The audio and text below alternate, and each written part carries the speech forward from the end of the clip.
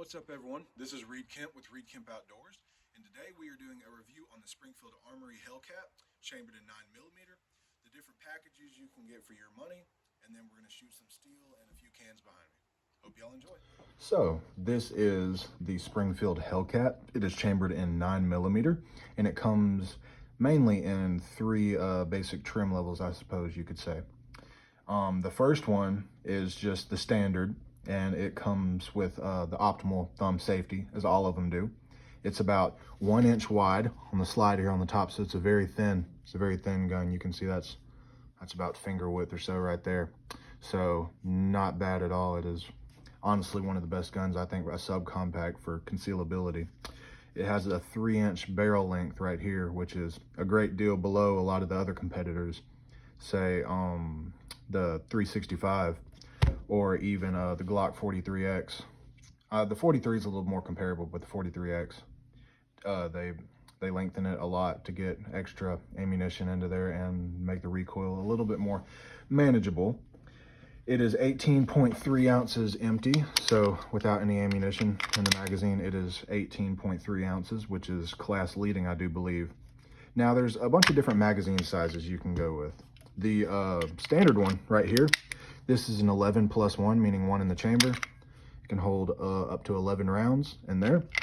And it is super concealable if you would have this regular plate on the bottom, which doesn't include the pinky extension, excuse me.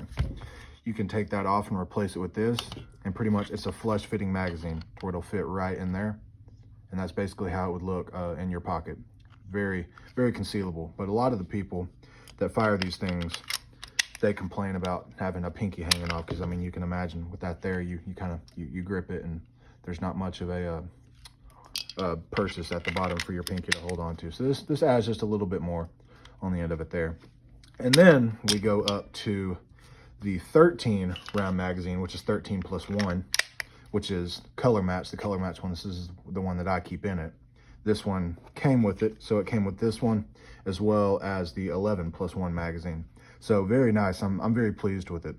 Then the last one, which did not come with it, I had to buy this separately. This is a 15 round magazine that goes in there, even more of a wider purchase for you to get your hands on at the bottom of. So it is very, it's textured, so you can get a very good grip on it as well if you're in certain situations and you don't want to have to worry about making sure that you have your weapon secured. So very good recommendation for this 15+1 magazine, because of a lot of the others, like I know the Glock 43, I believe it's 6+1 or 7+1, and this has it beat. I mean, the basic magazine alone, I mean, 11+1, that is crazy.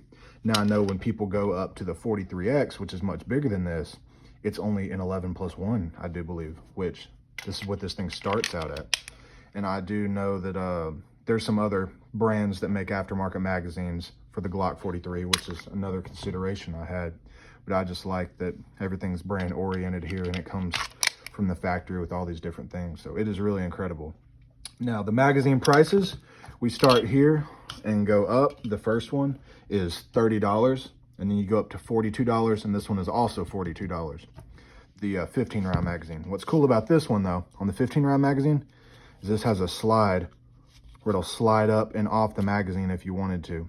But this is just the stippled texturing on there for a nice grip and comfortability. But these two, you can notice it doesn't slide up or anything. That's the fixed base, whereas this is the base on this one, similar almost to the bottom of the 11 round magazine. So you can swap this out, like I mentioned, for the pinky extension. So that's something pretty cool to note. Now, getting into the gun and the different model features here, this one is not the basic. The basic comes pretty much across the board with several things, which is the optimal thumb safety, like I'd mentioned. It's about 1 inch wide. It has the 3-inch barrel slide, and most of them are 18.3 ounces. Now, when I say most of them, we're getting into one later where it comes with an optic and a compensator, and that obviously adds weight. But the gun itself should stay relatively the same. So they all come standard with the tritium UDOT, which I'm a humongous fan of. I'm not the biggest fan of Glock's sights on theirs. And the P365 has some pretty sharp optics too, but I just love the way this U dot lines up, and this really does glow at night with that neon green optic at the end. So this model is actually the OSP. So it is very similar to the basic. I think it goes up maybe $50 in price, but what it adds is a milled slide right here. And this milled slide offers aftermarket support for red dots or micro red dots that you can put on there, and it is very it's very inclusive of lots of brands that you can fit on there. Now they do recommend that you go with theirs, obviously, as a company bias, but aftermarket, anything you want to put on there works really nicely. I do like too how this stippled grip comes up around the sides for your forefinger to rest on when you're having a good purchase on the gun. It gives you a really good feeling for security of the weapon that you're holding. So a few more details about the models. It has a hammer forged barrel in here, as you can see if I were to deconstruct the gun. It has the top slide serrations where you can get a good feel and grip on it. It has a non-proprietary rail, and one of the biggest things about this is the Gen 2 trigger. For a lot of people, they absolutely hated the trigger on the earlier Springfield Hellcats. And I've done a lot of research, and people just absolutely love this new trigger. It just feels so crisp. You get a clean snap with it. You're not left wondering when it's gonna, I suppose, when it's gonna discharge, and a lot of other things that you would not want. I mean, I've heard Glock. I'm a huge fan of Glock. I have several myself, but I have heard that it's like a mixed bag of jelly beans. You really don't know when you're gonna get a good one or bad one. And when they're good, they're really good. And when they're bad, you'd rather wish that you had something, I guess, a little bit more structurally planned out. Now, it does have a reversible mag release, being ambidextrous, so right or left-handed, you can swap that out, no problem. And one thing that I found was really cool was the loading chamber indicator. So if this is loaded, you can see the brass through there without having to rack it back and wonder if there is a round in the chamber. So that was something really neat that I loved about this gun that they added. Now the RDP, the Rapid Defense Package. I was really on the fence. This is something that I really wanted to invest in since I already knew that I was going to absolutely fall in love with this gun. It is several $100s more, because what they include is basically the OSP model. So it's got the milled slide, and they include their Hex Wasp red dot on the top. It is very sharp looking. It looks like something straight out of a SWAT movie or a video game. It is incredible. And they also have a compensator on the end that is included with that price for the RDP, the Rapid Defense Package.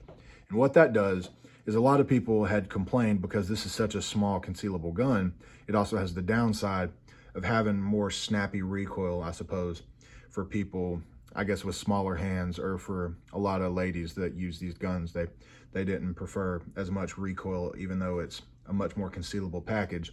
So they heard the crowd, they heard their patrons, and they added a compensator and a red dot for several $100s more. And it comes out just a little bit cheaper if you buy the package, as opposed to buying those aftermarket, which I don't even know if the compensator is aftermarket yet, but I do know that you can buy the red dot on their website. So that is something pretty cool. I think it does come out to a little bit more if you buy it individually. So that was just something to note. And the holsters they make, several manufacturers make them to where the compensator will fit through the end of the holster, as well as clear for the red dots. That's just all about, I suppose, your holster manufacturer. A lot of them have closed ends, but there's some with open ends. But it was a little bit unnecessary, but it was just something that looked really cool. But I was able to settle in the end for the OSP. So in the future, if I ever do want to add a red dot, that is not out of the question whatsoever. And I can go ahead and add that if I want to. I'm really pleased, like I said, with the stippled grip and the Gen 2 trigger.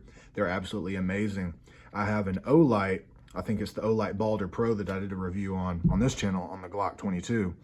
It will not fit on this rail, which I'm pretty bummed out about, but I will probably be able to get another one. I'll just have to look a little bit closer at different brands that cater to Springfield. So that's all about it. Let's take this thing out and see if we can shoot some steel with it.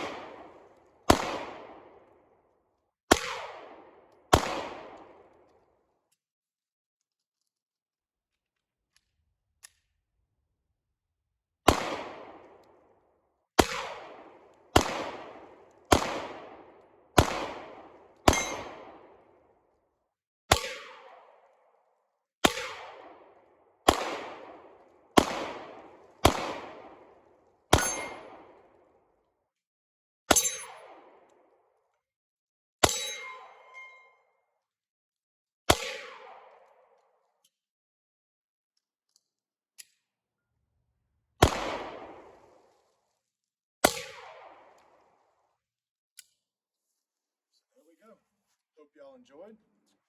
Hit the blue jug several times. Looks like 7 or 8 times.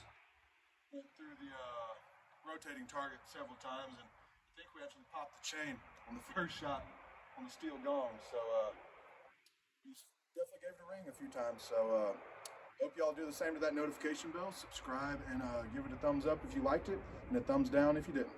Thank you very much.